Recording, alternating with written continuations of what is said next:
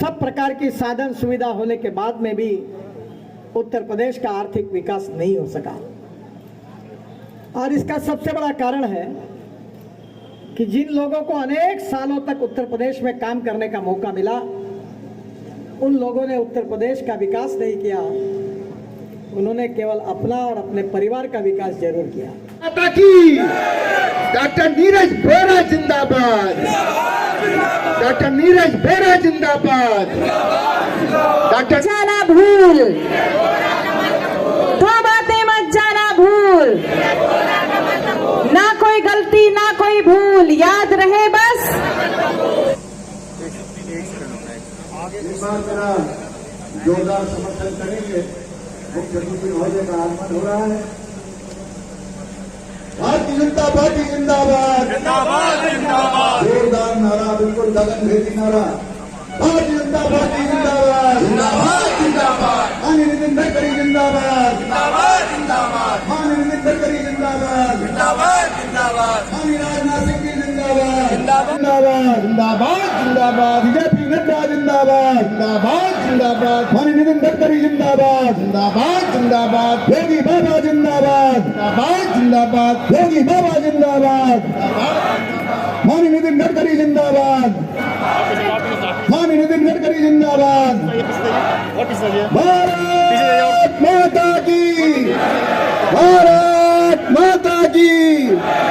तालियों के साथ आदरणीय मुख्य अतिथि महोदय का स्वागत करें।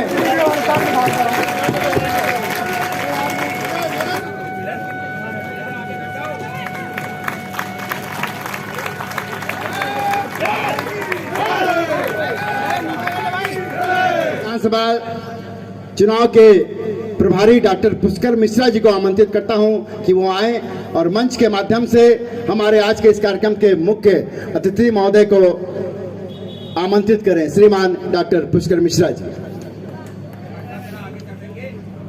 मैं अधिक समय ना लेते हुए माननीय गडकरी जी को तुरंत निकलना है। मैं बस इतना कहना चाहता हूं कि आज भारतीय जनता पार्टी विश्व की सबसे बड़ी राजनीतिक पार्टी जिस शख्सियत की वजह से बनी, जिसने इस पार्टी को अपने अध्यक्ष काल में बहुत विस्तार दिया, ऐसे पूर्व राष्ट्रीय अध्यक्ष केंद्रीय मंत्री श्री नितिन गडकरी जी को मैं बोलने के लिए आमंत्रित करता हूं। मंच पर उपस्थित हमारे युवा नेता आदरणीय पंकज सिंह जी और उपस्थित सभी भाई और बहनों, इतिहास की श्रृंखला बहुत बड़ी है, पर इतिहास, संस्कृति और विरासत में बड़ा होने के बाद, अच्छी जमीन होने के बाद, पानी होने के बाद, सब प्रकार की साधन सुविधा होने के बाद में भी उत्तर प्रदेश का आर्थिक विकास नहीं हो सका। और इसका सबसे बड़ा कारण है कि जिन लोगों को अनेक सालों तक उत्तर प्रदेश में काम करने का मौका मिला, उन लोगों ने उत्तर प्रदेश का विकास नहीं किया, उन्होंने केवल अपना और अपने परिवार का विकास जरूर किया। और इसी का कारण है कि 2014 में मोदी जी के नेतृत्व में भारतीय जनता पार्टी की सरकार आई और उसके बाद में जो विकास हुआ है वो आज आप सबके सामने है। उत्तर प्रदेश में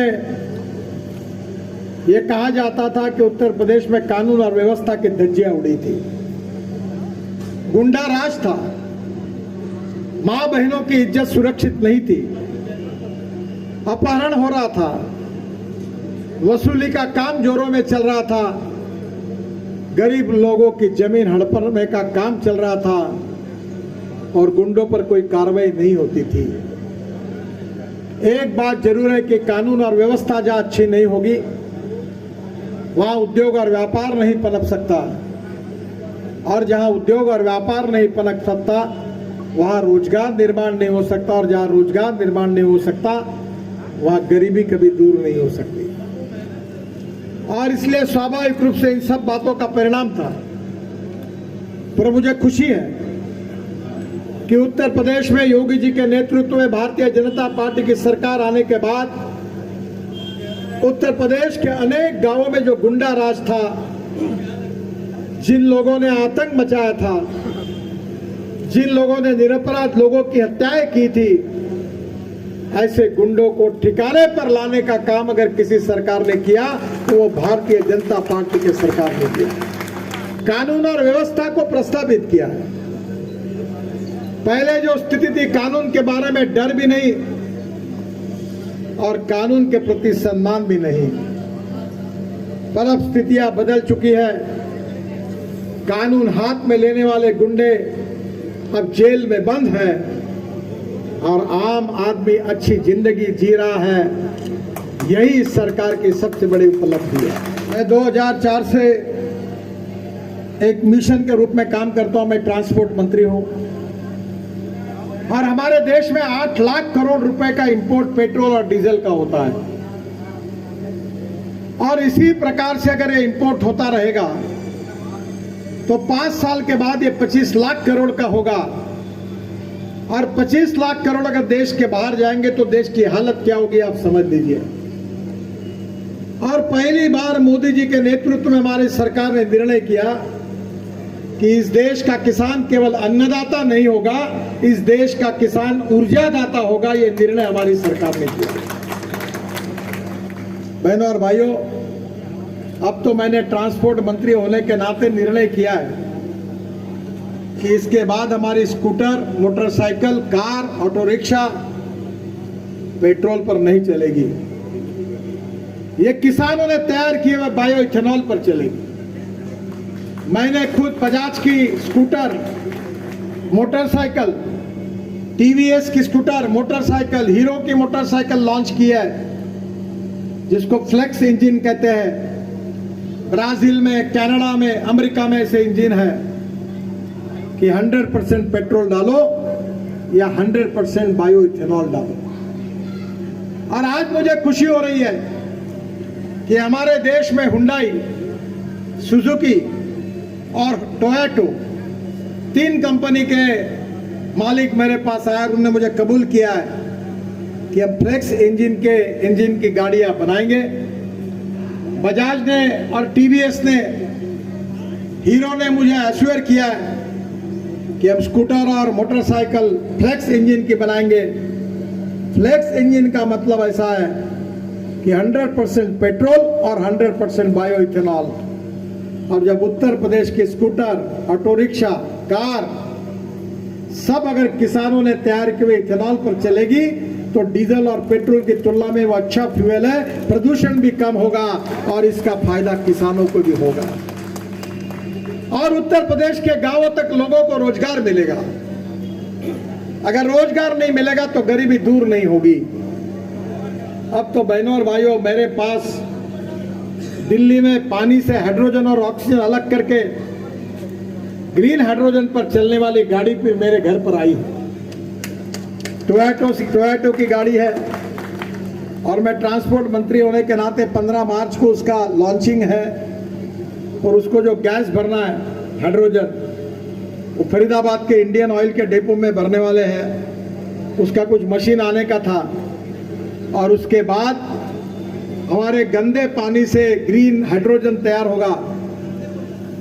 ग्रीन हाइड्रोजन, ऑक्सीजन और हाइड्रोजन अलग होंगे और हाइड्रोजन पर हमारी गाड़ियां चलेगी, हमारी ट्रक चलेंगी, हमारी बसेस चलेंगी, हमारे हवाई जहाज चलेंगे, हमारी रेलवे चलेगी, हमारे स्टील और सीमेंट के प्लांट चलेंगे और हाइड्रोजन को एक्सपोर्ट करने वाला वर्ल्ड का पहले नंबर का देश हिंदुस्तान बनेगा। मुझे याद है कि मैंने पानी पे उतरने वाला हवाई जहाज लाया। मेरी बहुत कोशिश थी कि इस बार, अगले बार जब प्रयागराज जाऊंगा तो दिल्ली से पानी पे उतरकर संगम में उतरूंगा। अब वो दिन दूर नहीं है कि आपके यहाँ मैं तो उन हवा में बात करने वाले नेताओं से नहीं हूं। मैं जो बात कहूंगा वो हर बात डंके की चोट कर पूरी करके दिखाऊंगा। मैं खुद घुमाऊं। मुंबई में मैंने ट्रायल ली, मोदी जी ने गुजरात में ट्रायल ली। हवाई जहाज जमीन से निकला, पानी पे उतरा और अभी मैंने 20 रोड ऐसे बनाए कि राजनाथ सिंह जी को लेकर मैं राजस्थान में पाकिस्तान की सीमा पर पहुंचा था। एक बहुत बड़ा हवाई जहाज जिसमें 3 ट्रक जा सकते हैं, ऐसा हवाई जहाज हमारे रोड पर उतरा। ऐसे 20 एयर स्ट्रिप हमने बनाई है। बहनों और भाइयों, उत्तर प्रदेश तेजी से बदल रहा है। अब रोड के बारे में मैं क्या बात करूं, इतनी बड़ी लिस्ट है मेरे पास कि मैं आपको अब अखबार से पढ़ लीजिए। अब लखनऊ में कितने का काम कर रहा हूं मुझे पता नहीं है। अब आपने गिनाया मुझे कौन से फ्लावर बना, मैं इतने फ्लावर बना चुका हूं कि मुझे भी याद नहीं। मैं महाराष्ट्र का हूं, मुंबई में मैंने 55 उड्डान पुल बनाए एक ही शहर में 2 साल में। और कभी आप मुंबई जाओगे तो समुद्र में मैंने एक ब्रिज बनाया, वर्ली बांद्रा सीलिंग प्रोजेक्ट, और वैसा ही ब्रिज मैं अब प्रयागराज में बना रहा हूं। और उसके दोनों ऊपर एक, जैसे आपने एफेल टावर देखा होगा फ्रांस का, उसके ऊपर बहुत बड़ी व्यूअर गैलरी और रिवॉल्विंग रेस्टोरेंट है। और मैंने कहा उत्तर प्रदेश में दुनिया के लोग इसको देखने के लिए आएंगे, ऐसा बनाएंगे। मैं 8 एक्सप्रेस हाईवे बना रहा हूं, लखनऊ कानपुर, उसका भी काम शुरू हो गया अभी। लखनऊ से कानपुर आधा घंटे में। उधर उत्तर प्रदेश में 1 लाख करोड़ रुपए के केवल एक्सप्रेस हाईवे बना रहा हूं। अभी हमने दिल्ली मेरठ, अभी दिल्ली से देहरादून 2 घंटे में, दिल्ली से हरिद्वार 2 घंटे में, दिल्ली से चंडीगढ़ 2.5 घंटे में, दिल्ली से जयपुर 2 घंटे में, दिल्ली से मुंबई 12 घंटे में, दिल्ली से अमृतसर 4 घंटे में, और दिल्ली से कटरा 6 घंटे में, और श्रीनगर 8 घंटे में। लोगों को विश्वास ही नहीं होता। अब पड़ा है, अभी मेरठ से दिल्ली जाने के लिए 4.5 घंटे लगते थे, अब लोग 40 मिनट में जा रहे हैं। शायद पंकज जी की कॉन्स्टिट्यूंसी उधर है। हाँ, 16 लेन का रोड बना है, 16 लेन का, वर्ल्ड में पहली बार बना हुआ है 16 लेन का। हम जोजिला में टनल बना रहे, कारगिल के नीचे आशिया की सबसे 13 किलोमीटर की टनल बना रहे। 1000 लोग टनल के अंदर घुस के काम कर रहे हैं। मैंने कहा 2026 नहीं 2024 में पूरा करना है। 5000 करोड़ बचे एक ही टनल पर। बहनों और भाइयों, देश बदल रहा है। इस देश को अगर विकास करना है तो बिजली, पानी, ट्रांसपोर्ट एंड कम्युनिकेशन, 4 बातों की जरूरत है। मैं यहाँ उत्तर प्रदेश में आता था, बीजेपी का अध्यक्ष रहता था, तो भाषण करते करते बहुत तकलीफ होती थी क्योंकि पीछे में जनरेटर बजता था। ओरा जी, आज पीछे में जनरेटर का आवाज नहीं आ रहा, मुझे अच्छा नहीं लग रहा है। नहीं तो उत्तर प्रदेश का नाता जनरेटर के साथ था। पर आज उत्तर प्रदेश में बिजली है, आज उत्तर प्रदेश के गांवों में बिजली है। ये स्थिति किसने बदलाई? आज उत्तर प्रदेश के रोड अच्छे बने हैं। मुझे याद है, मैं एक बार अयोध्या से रात को लखनऊ आ रहा था, लल्लू सिंह जी मेरे साथ थे। एक मोटरसाइकिल पर एक जवान लड़का अपनी पत्नी के साथ आगे निकल रहा था, उसने मेरे कैनवा को ओवरटेक किया तो पुलिस वाले नाराज हो गए उसके ऊपर। तो लल्लू सिंह जी ने मुझे कहा, अरे पुलिस वालों को रोक के कहा, अरे क्यों डांट रहे हो? तो नितिन जी को देखने के लिए वो ओवरटेक करके देख रहा है। तो लल्लू सिंह जी, वो मुझे नहीं देख रहा, वो जवान आदमी बार बार पीछे इसलिए मुड़ रहा था कि रोड में इतने गड्ढे थे तो अपनी पत्नी गिर गई कि है कि गिर गई, ये देख रहा था। वो हालत रोड की थी। अब रोड की हालत कैसे बन रही है? मैं 5 लाख करोड़ के रोड उत्तर प्रदेश में बना रहा हूं। 5 लाख करोड़, 90,000 करोड़ के मैंने 4,500 किलोमीटर काम पूरे कर दिए। 1,90,000 के काम शुरू है। 1,20,000 करोड़ के काम मंजूर करके रखे हैं। और मैं आपको वचन देता हूं कि 2024 पूरा होगा तो 5 लाख करोड़ के रोड उत्तर प्रदेश में बनेंगे। 5 लाख करोड़ के।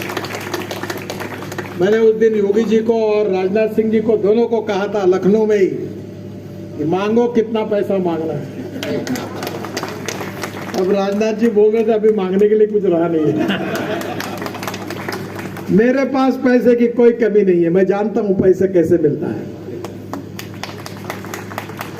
काम करने के लिए इच्छा शक्ति चाहिए, काम करने के लिए विकास की दृष्टि चाहिए, काम करने के लिए करप्शन फ्री सरकार चाहिए, काम करने के लिए निर्णय करने वाली सरकार चाहिए और काम करने वालों में देशभक्ति चाहिए, मातृभूमि के प्रति प्रेम होना चाहिए। भारतीय जनता पार्टी ने हमको यही सिखाया कि हम दो चार रहे न रहे, तेरा वैभव अमर रहे मां। यह देश आगे जाए, ये देश विश्व की आर्थिक शक्ति नंबर 1 की ताकत बने, इस देश की गांव गरीब मजदूर किसान का कल्याण हो, इस देश का विकास होकर देश दुनिया के नंबर 1 की ताकत बने, यही भारतीय जनता पार्टी की विचारधारा है। जो समाज के शोषित है, पीड़ित है, दलित है, आर्थिक सामाजिक शैक्षणिक दृष्टि से पिछड़े हुए हैं, जिनके पास रहने के लिए मकान नहीं है, खाने के लिए रोटी नहीं है, शरीर पर कपड़ा नहीं है, उस दरिद्र नारायण को हम भगवान माने और उसकी हम निरंतर सेवा करते रहे। और जिस दिन दरिद्र नारायण को रोटी कपड़ा और मकान मिलेगा, उसी दिन हमारा कार्य पूरा होगा। ये पंडित दीनदयाल उपाध्याय जी की सोच, अंत्योदय हमारा सामाजिक आर्थिक चिंतन है और यही हमारी विशेषता है।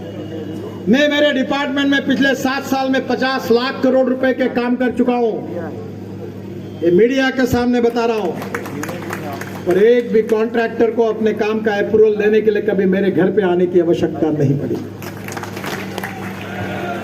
मुझे बहुत आनंद है कि यहाँ से हमारे डॉक्टर बोरा यहाँ से उम्मीदवार है, उनके पिताजी भी इसके बाद 2 बार यहाँ से विधायक थे। और मैं अक्सर एक बात कहता हूँ, मैं जो बीजेपी का अध्यक्ष था तब कहता था, और मैं आग्रही हूँ इस बारे में कि politics is a instrument of socio economic reform. सामाजिक आर्थिक परिवर्तन का राजनीति एक प्रभावी उपकरण है। तो what is the meaning of politics?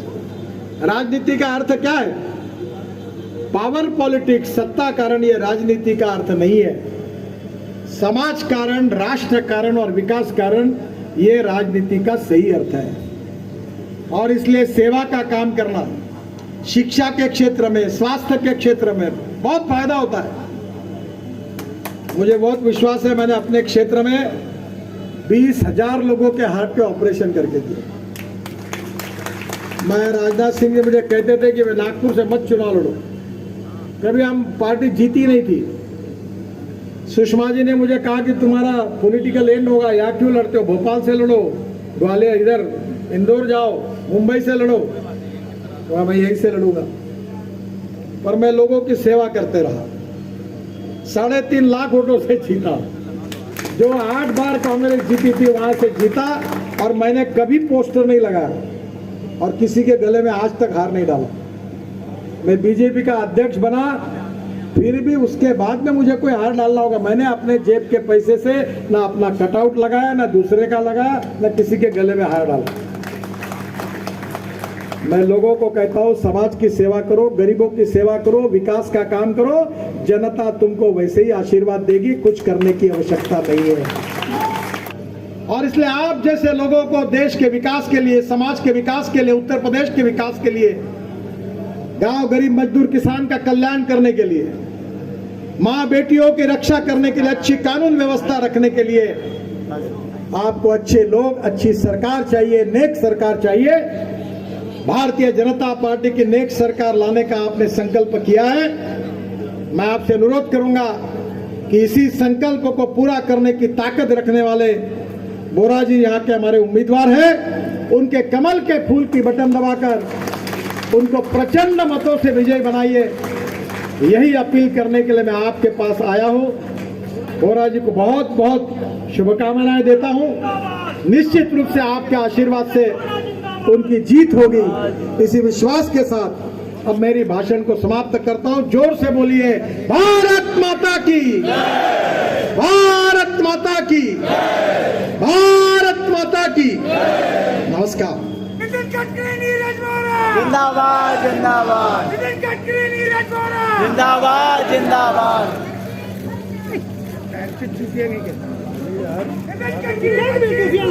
जिंदाबाद जिंदाबाद।